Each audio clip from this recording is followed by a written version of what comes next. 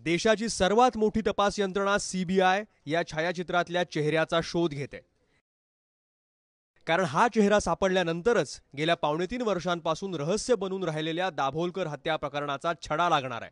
हे छायाचित्र आहे सनातनचा साधक सारंग अकोलकरचं। या सारंग अकोलकरनं डॉक्टर नरेंद्र दाभोलकरांवर गोळ्या झाडल्याची माहिती सीबीआयच्या सूत्रांनी दिली आहे।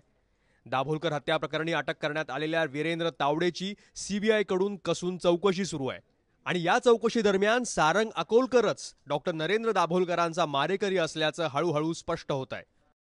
वीरेंद्र तावडेला अटक केल्यानंतर त्याच्याकडून जी माहिती समोर येते आहे त्यामध्ये सारंग अकोलकरनीच डॉक्टर दाभोलकरांवरती गोळ्या झाडल्याचा सीबीआयला संशय आहे। खरं तर सारंग अकोलकर, त्याचा फोटो आणि डॉक्टर नरेंद्र दाभोलकरांच्या संशयित मारेकऱ्याचं रेखाचित्र हे मिळतं जुळतं होतं आणि त्यामुळेच अगदी सुरुवातीपासून दाभोलकरांच्या कुटुंबियांकडून, त्यांच्या आप्तसुखियांकडून सनातन संस्थेवरती आणि सारंग अकोलकरवरती संशय व्यक्त केला जात होता। 20 ऑगस्ट 1913ला डॉक्टर नरेंद्र दाभोलकरांची पुण्यातल्या शिंदे पुलावर हत्या झाली। तिथून सारंग अकोलकरचं घर अगदी हाकेच्या अंतरावर आहे।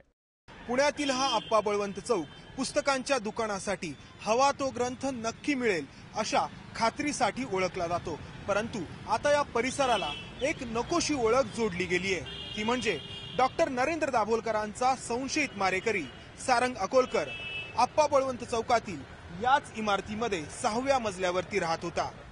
6व्या मजल्यावरती असलेलं सारंग अकोलकरचं हे घर। खरं तर सारंग अकोलकर 2009 पासून फरार आहे, परंतु तो जेव्हा राहायचा तेव्हा या ठिकाणी राहायचा।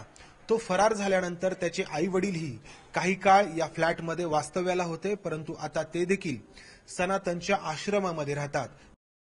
सारंग अकोलकर हा सनातनचा कट्टर समर्थक आहे। गोवा बॉम्बस्फोट प्रकरणी त्याला फरार आरोपी म्हणून घोषित करण्यात आलाय। एनआयएच्या वॉन्टेड लिस्टमध्ये सारंग अकोलकरच्या नावाचा समावेश आहे, कारण सारंग अकोलकर बाबत सीबीआयच्या सूत्रांनी केलेल्या खुलाशामुळे सनातन चांगलीच अडचणीत आली आहे।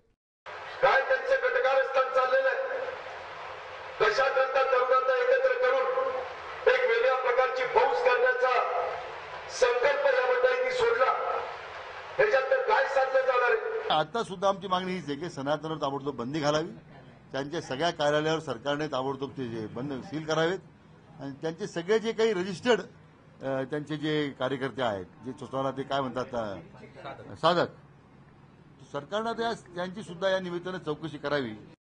सीबीआयने केलेल्या दाव्यांना सबळ पुराव्यांची गरज आहे, तरच कोर्टात सारंग अकोलकरला शिक्षा होऊ शकेल। तसंच इशरत जहां प्रकरणात काँग्रेसनं तपास यंत्रणांचा गैरवापर केला, तसा हस्तक्षेप भाजप सरकारकडून होणार नाही याची खबरदारी मोदी आणि फडणवीसांना घ्यावी लागेल, तरच सत्य बाहेर येईल। मंदार गोंजारी, एबीपी माझा, पुणे।